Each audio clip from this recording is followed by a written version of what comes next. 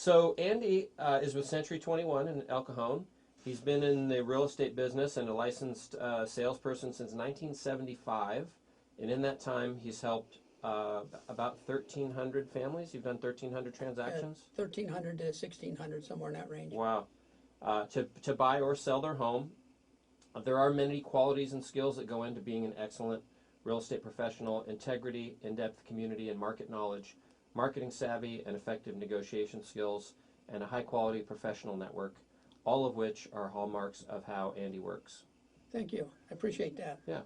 So, you know, one thing when we met before and we've talked about is that you really put a focus on putting your clients first.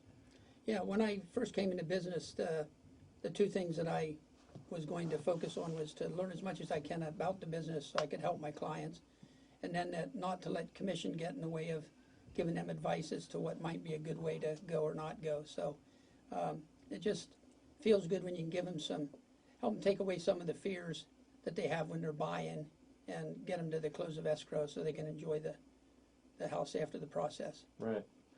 And obviously you've been in business for 40 years now. You've got a great community of clientele that know you and trust you, and I know that you, you know, with your experience and history working in your community and you're so close to your clients, what kind of things do you do with your clientele to advise them both when they're in a transaction and how do you stay in touch with them when you're not in a transaction with them?